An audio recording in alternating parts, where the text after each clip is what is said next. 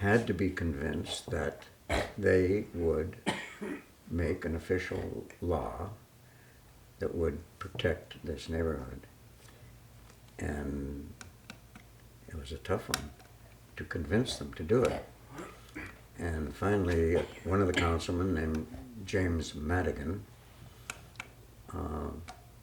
proposed the acceptance of the ordinance, and we held mass meetings. You know, the old courthouse, the big columned house on Union Street, used to be the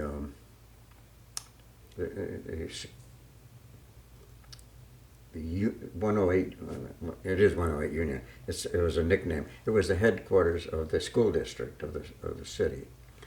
And they had a big room on the second floor, which was an original lecture hall, I suppose. And we had meetings there, and we'd have hundreds of people would attend and and discuss this situation and this problem. Wild deal. Yeah. How long did those meetings go for? Pardon me? I said, how long did those meetings go for? Well, actually, things went quite quickly. I've got some articles here where the council would be there, and then they move the date of consideration off for a week or two until there was more information and so on. And so, actually, it's amazing because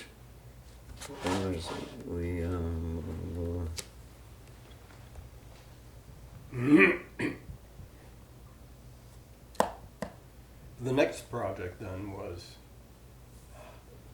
well, somebody it was the first, okay, by 1962, by May of 62, the association was founded in September of 57. By May of 62, we had a registered historic district here. which happened to be the first one passed in the state of New York, which we're very proud of. And then Brooklyn Heights came next. Now they're probably a couple hundred. And then in 1973, the U.S. Department of the Interior entered the stockade on the National Register of Historic Places. So the job still isn't done, as you know, Mary. Were the hundreds of people at your meetings, were they people from the neighborhood? Oh, yeah. Oh, yeah. And were most people supportive of it becoming a historic district? There was a lot of debate about it. There were tons of letters to the editor in the paper all the time. See, Schenectady had a paper called the Schenectady Gazette, right? It's Right. now the Daily Gazette, isn't it? Yeah. Well, that's because they wanted to be more But there was regional. There was than an afternoon. specific. There was an evening paper called the Union Star, Exactly. which was locally owned. No, they're both locally owned. And both papers were owned by people who lived in the stockade. Andy Kellogg owned the Union Star at the time, and he lived. I see that house is for sale now. If you go down Front Street on the left, and it has a big sign saying "Price lowered" or something like that. You're talking about closer to Washington Avenue? That house? No, No, it's on it's the right. The last one next to the Dutch Reform parking lot. Yeah. Isn't, yes. The sun is the bird man. Right, yes. Yeah. Should know their It's a name. checker house. Yeah. No, what's their name? Checker. Checker. Checkers, of course, Yes. of course. I always forget that name. Anyhow, yeah, they used to live on Union Street. Then they moved there. Why are they moving? I just think that they are looking for something smaller, actually. That's exactly what they're doing. They're looking for something smaller. They really would like to stay in the stockade. And, it's a very big house. It is, yeah. Very big house. Yeah. So, Oh, it's too bad because they're nice people too. Well, anyhow, that's where the Kellogg's lived. And what was Kellogg's wife's name? Bubbles. Bubbles. That's her nickname. Bubbles Kellogg. She was a Canadian who married. Oh, they are. Anyhow, So they owned the two newspapers. They owned the afternoon paper, and the Gazette was the morning paper. Yeah, but that was a different family. And there were a lot of editorials, there were a lot of letters to the But anyhow, when editor. that was done and it passed, which is amazing that it did, quite frankly, then there had to be an ordinance written that was specific about how the zoning ordinance would actually be limit what you could do and could not do. And there were lots of discussions, and lawyers, we had a constitutional lawyer in Bradens who lived here in the Stockade. He was very George Braden. conservative, and he said, well, the problem is if you write it too rigidly, you'll immediately be taken to court first time. You'll be challenged You'll be and challenged. declared unconstitutional. Yeah, and you'll lose. There's no question, because really, it appears that you're trying to legalize opinions, and we said, well, we want to make it as strong as possible, and we would love to be challenged, and then we will back away from that and do what we need to do. But that was a hard sell.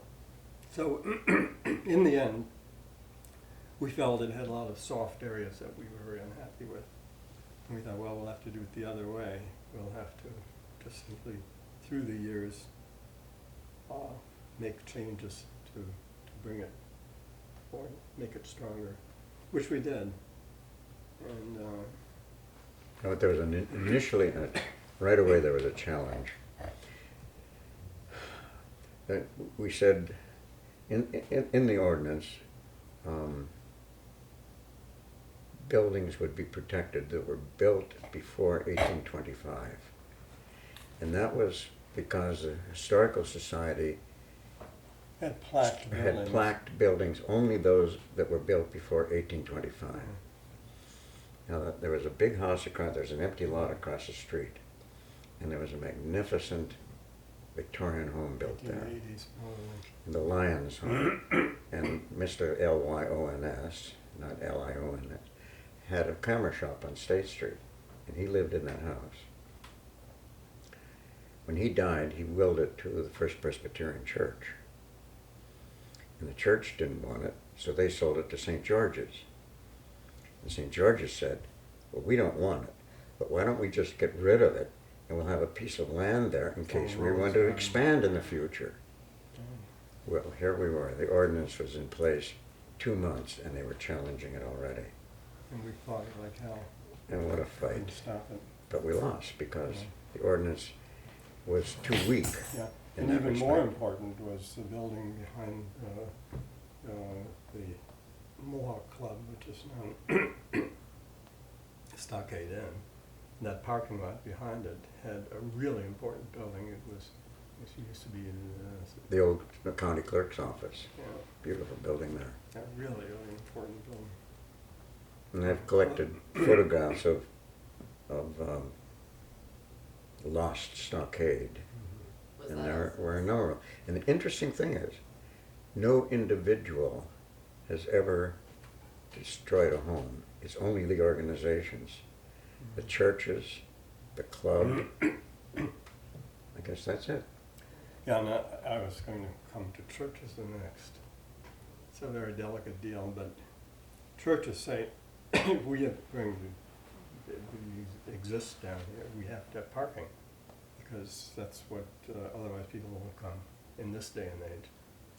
And so we have, much to show for that. St. George's ripped down a bunch of houses there, as well as a house across the street. The Dutch Reformed Church, even more, sadly, ripped down that whole corner of Front Street and Church Street. To the Checkers. And that was really an historic building, There designed were, by, there were three, there were row houses. yes, Yeah. but they were designed by the same architect that built St. George's Church. Mhm. And, they were done in early 1700. And why were they able to take them down? Oh, okay, that happened before the ordinance went in. Yeah, that's That was right. certainly one of the reasons that the ordinance did have support, Yeah, because yeah. people were horrified when that Mhm. happened.